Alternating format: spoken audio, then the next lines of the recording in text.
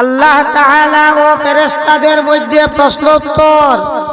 হাদিস শরীফের অর্থ, নবী করিম সাল্লাল্লাহু আলাইহি ওয়াসাল্লাম বলেন, কদরের রাতে জিবরাইল আলাইহিস সালাম ফেরেশতাদের একটি জামাত নিয়ে অবতীর্ণ হন এবং দাঁড়ানো ও বসা অবস্থায় তাহারা আল্লাহ তাআলার জিকির এবং বিভিন্ন ইবাদতে লিপ্ত থাকে।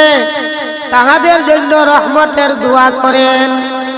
যখন ঈদুল ফিতর উপস্থিত হয়, আল্লাহ তাআলা স্বয়ং ফেরেশতাদের সম্মুখে বান্দাদের ইবাদতের উপর গর্ব করেন এবং তাহাদিগকে জিজ্ঞাসা করেন, হে ফেরেশতারা, যে মজদুর স্বয়ং কর্তব্য পূর্ণভাবে সমাধা করিল তাহার প্রতিদান কি? ফেরেশতারা বলিলেন, তাহার পারিশ্রমিক পরিপূর্ণ করিয়া দেওয়া উচিত। ইরশাদ হইবে, হে ফেরেশতারা, আমার বান্দা এবং বন্দীগণ পরিপূর্ণভাবে আমার ফরজ পালন করিয়া উচ্চ সুরে দোয়া সহকারে ঈদগাহে রওনা হইয়াছে। আমার ইজ্জত ও বুজুর্গির কসম, আমার দান ও মর্যাদার কসম, আমি তাহাদের সকল বাসনা পূর্ণ করিব। সুবহানাল্লাহ।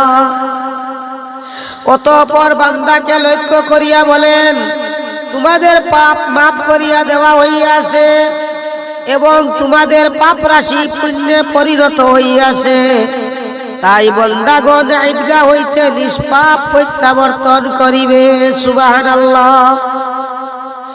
হযরত জিবরাইল আলাইহিস সালাম ফেরেশতাদের সাথে শুভাগমন করিবেন, ইহা কুরআন শরীফে উল্লেখ আছে। এমনকি হাদিস শরীফে বর্ণিত আছে, হযরত জিবরাইল আলাইহিস সালাম ফেরেশতাগণকে হুকুম করেন যে যেন প্রতিটি ইবাদতকারীর ঘরে গিয়া তাদের সহিত মুসাফাহা করেন। হযরত আব্দুল কাদের জিলানী রাহমাতুল্লাহ আলাইহি আব্দুল্লাহ বিন আব্বাস রাদিয়াল্লাহু তাআলা আনহু হাদিস বর্ণনা করেন যে জিবরাইলের কথা মতো ফেরেশতারা কয়েক ভাগে বিভক্ত হইয়া যান এবং জলে স্থলে ঘরে বাইরে যেখানে আল্লাহর কোনো প্রিয় বান্দা থাকেন তাহার সহিত মুসাফাহা করেন। কিন্তু যেসব গৃহে শূকর বা কুকুর বা জীবের ছবি লটকানো থাকে, সেই সব গৃহে রহমতের ফেরেশতারা প্রবেশ করেন না। আল্লাহু আকবার। আল্লাহ পাক পরওয়ারদিগার আলমে কদর রাত বেশি বেশি আমাদের তৌফিক দান করুন।